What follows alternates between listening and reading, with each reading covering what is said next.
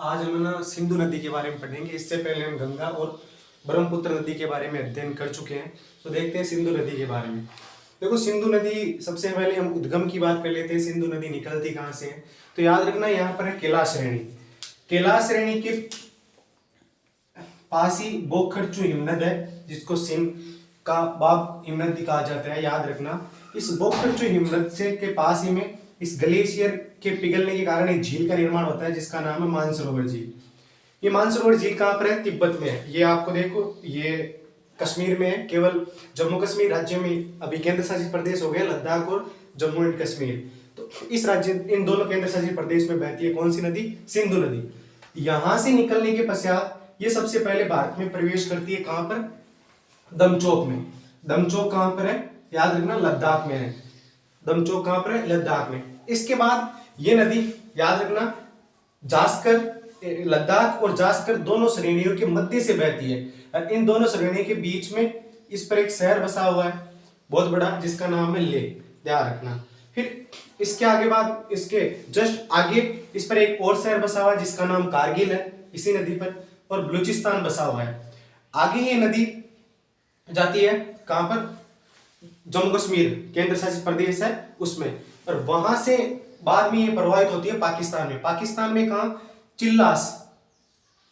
चिल्लास के निकट दरिस्तान प्रदेश है, वहां ये पाकिस्तान में प्रवेश करती है। यहां प्रवेश करने के बाद में मिठानकोट में इसमें पांचों नदियां मिल जाती है, जो इसके किस ओर से? बाईं ओर से मिलती है। उसके बाद कराची से पूर्व दिशा में किस सागर में गिर जाती है? अरब सागर में गिर जाती है। हम बात करें सिंधु नदी की, तो सिंधु नदी लगभग 2880 किलोमीटर बहती है। ध्यान रखना, 2880 किलोमीटर। भारत में केवल 2 केंद्र शासित प्रदेश में बहती है, और भारत में इसकी लंबाई 1114 किलोमीटर। ध्यान रखना, ये मैं आंकड़े सारे के सारे एनसीईआरटी के अकॉर्डिंग बता रहा हूं। ध्यान रखना है, 11वीं क्लास की एनसीईआरटी के अकॉर्डिंग। इसके अलावा देखो, सिंधु नदी को सिंगी खबान के नाम से भी जाना जाता है। कहां पर? तिब्बत के अंतर्गत जाना जाता है इसको। अब देखो, जितनी हमने बात करनी थी इसके बारे में बात कर ली। सिंधु नदी के बारे में, इसके कैचमेंट एरिया की बात करें हम, क्षेत्रफल की, तो देखो इसका क्षेत्रफल है 11,65,000। ध्यान रखना, 11,65,000 वर्ग किलोमीटर है। इसके अलावा इसका भारत में क्षेत्रफल कितना है? 3,21,000, 3,21,289 वर्ग किलोमीटर। ध्यान रखना, ये इसका कैचमेंट एरिया हो गया भारत के अंतर्गत। आगे हम बात करते हैं सिंधु नदी की सहायक नदियों की बात करते हैं। तो देखो, सिंधु नदी की सबसे पहली सहायक नदियों की हम बात करें, तो सबसे पहले हम इसकी दाईं ओर की जितनी भी सहायक नदियां उनके बारे में अध्ययन करेंगे सबसे पहले। तो देखो, उसमें सबसे पहले कौन सी नदी आती है? तो ध्यान रखना, एक नदी है शोक नदी, जो काराकोरम श्रेणी, आपको पता है काराकोरम श्रेणी ट्रांस हिमालय की 4 श्रेणियां, काराकोरम, लद्दाख, जास्कर और इसके अलावा कैलाश श्रेणी है। और पीर पंजाल वो इस तरफ आ जाएगी। यहां से एक नदी निकलती है जिसका नाम है शोक नदी। ये शोक नदी इसमें सबसे पहले प्रवेश करती है। शोक नदी की एक सहायक नदी है जिसका नाम है नुब्रा नदी। नुब्रा नदी किसकी सहायक नदी है? शोक नदी की। डायरेक्टली ये याद मत रखना, सिंधु की सहायक नदी है। किसकी सहायक नदी है? नुब्रा, शोक नदी की सहायक नदी है। उसके बाद में एंटर किस में कर जाती है? सिंधु नदी में कर जाती है। उसके बाद उत्तर में एक नदी और है जिसका नाम है हुंजा नदी। हुंजा नदी निकलने के बाद में ये कहां गिर जाती है? तो ये याद रखना, सिंधु नदी में गिर जाती है। उसके बाद ये पीओके का एरिया है, पाक ऑक्युपाइड कश्मीर है। याद रखना, पाक अधिकृत कश्मीर उस क्षेत्र से आती है, भारत का एक हिस्सा है, ये ध्यान रखना।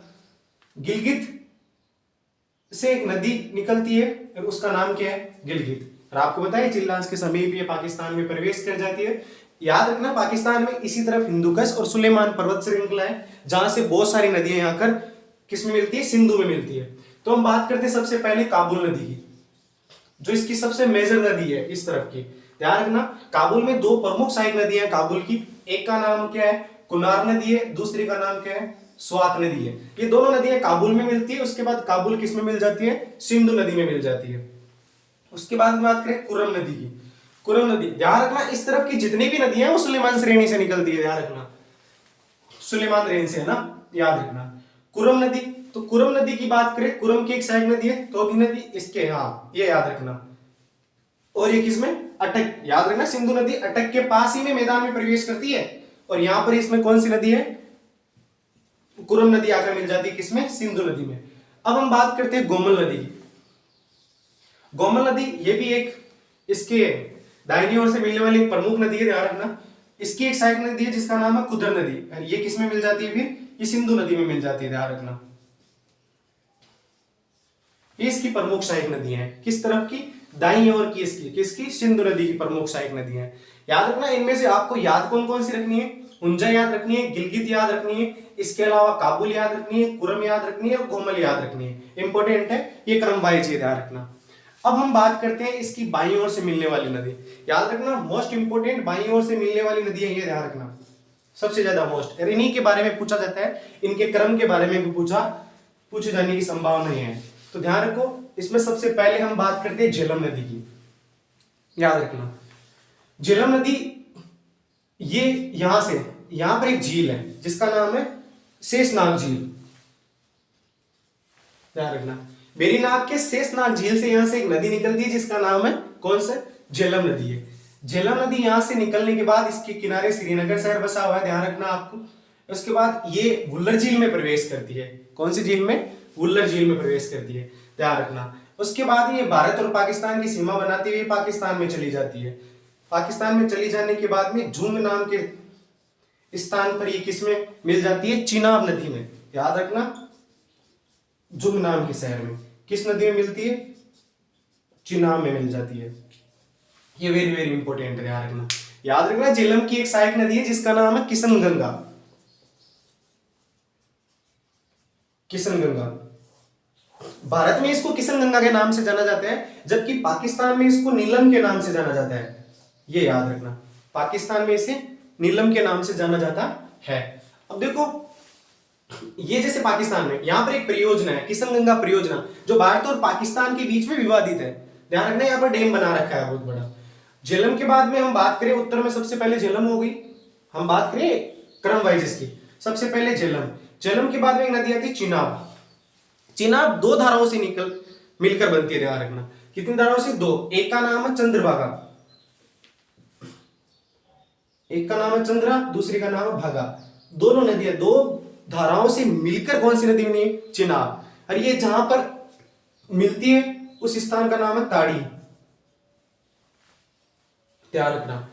तांडी जो हिमाचल प्रदेश के केलांग के पास ही में स्थित है। यहां से निकलने के बाद ये पाकिस्तान, भारत में जम्मू कश्मीर राज्य में, जम्मू कश्मीर केंद्र शासित प्रदेश, यहां प्रवेश करने के लिए पाकिस्तान में चली जाती है। और पाकिस्तान में जाने के पश्चात इसमें एक सहायक नदी मिलती है जिसका नाम क्या है, झेलम। और ये फिर आगे बढ़ती है और बाहुलपुर, याद रखना, बाहुलपुर के समीप ही किस में मिल जाती है, सतलज नदी में मिल जाती है। हो गई दो नदियां।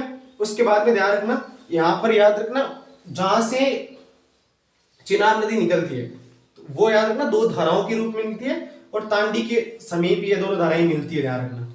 फिर हम बात करते हैं अगली नदी की, उसका नाम है रावी नदी। याद रखना, वेरी इंपॉर्टेंट है। रावी नदी कहां से निकलती है, तो इतना सा ध्यान रखना, रावी नदी रोहतांग दर्रे से निकलती है।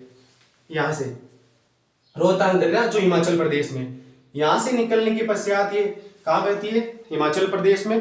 हिमाचल प्रदेश के बाद में बहने के बाद ये थोड़ा सा हरियाणा, उसके बाद ये कहां आ जाती है, हरियाणा क्या, सॉरी, पंजाब, और उसके बाद पाकिस्तान में आ जाती है। पाकिस्तान में आने के पश्चात ये किस में मिल जाती है, ध्यान रखना, रावी नदी चिनाब में मिल जाती है। चिनाब की एक प्रमुख सहायक नदी है, ये भी ध्यान रखना, और आगे इसमें मिल जाती है। अगले नेक्स्ट की बात करें तो उसका नाम है व्यास नदी। व्यास नदी को पढ़ाने से पहले मैं आपको सतलज के बारे में बता देता हूं। देखो, मानसरोवर झील है, मानसरोवर झील के पास ही में एक राक्षस ताल झील है, जहां से कौन सी नदी निकलती है, सतलज नदी निकलती है। कौन सी, सतलज। याद रखना, सतलज नदी को, वेरी इंपॉर्टेंट है, सतलज नदी को शेरमुख, तिब्बत में किस नाम से जाना जाता है, शेरमुख के नाम से भी जाना है। इसके अलावा लोंगचेन खबाब के नाम से भी किस नदी को जाना जाता है, सतलुज नदी को या सतलज नदी को जाना जाता है, ध्यान रखना। ये बहुत इंपॉर्टेंट, ध्यान रखना। ये यहां से निकलने के पश्चात ये भारत में हिमाचल प्रदेश के समीपवर्ती क्षेत्र में सिपकिल्ले दर्रे के मध्यवर्ती बीच से होकर बहती है। ये कौन सा दर्रा है, सिपकिल्ला दर्रा। कहां पर है, हिमाचल प्रदेश। यहां से बहने के पश्चात हिमाचल प्रदेश, उसके बाद में ये जाती है कहां पर, पंजाब में। हिमाचल प्रदेश के बिलासपुर के पास ही में इस पर बांध बना हुआ है, नांगल। पंजाब में बना हुआ है भाखड़ा, लगभग 15 किलोमीटर की दूरी इनके बीच में तो ये याद रखना, एक डैम बना हुआ है इस पर, भाखड़ा नांगल डैम। आगे हम बात करें हरिके बैराज। व्यासकुंड से एक नदी निकलती है रोहतांग दर्रे के समीपवर्ती व्यासकुंड से, जिसका नाम है व्यास नदी। वो आकर इसमें हरिके बैराज में मिल जाती है।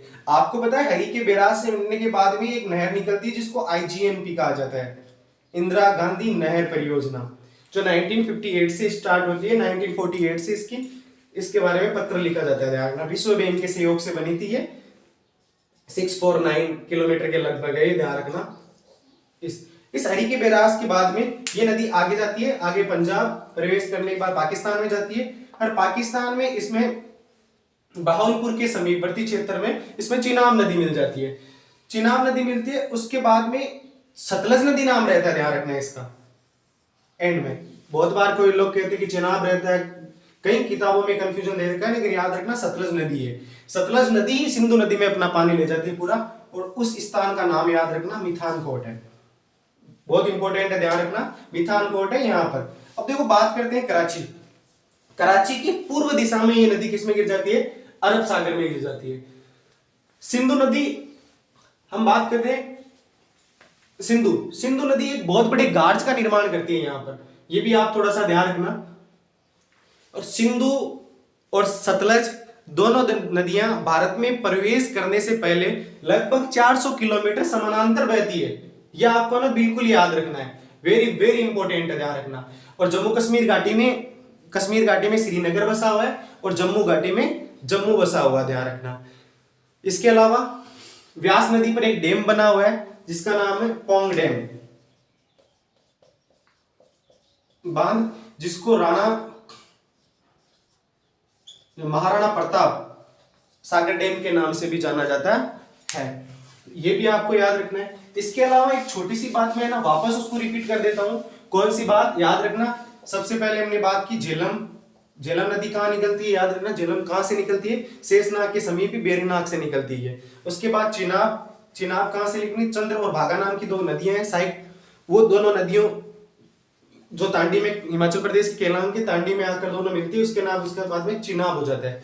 इसके अलावा रावी नदी रोहतांग दर्रे से निकलती है, व्यास नदी व्यासकुंड से निकलती है, सतलज नदी कहां से निकलती है, राक्षसताल झील से निकलती है। वेरी वेरी इंपॉर्टेंट है, ध्यान रखना। मैंने इसका कैचमेंट एरिया आपको बता दिया था, 11,65,000 वर्ग किलोमीटर के लगभग है, और भारत में इसका कितना, 3,21,289, याद रखना ये।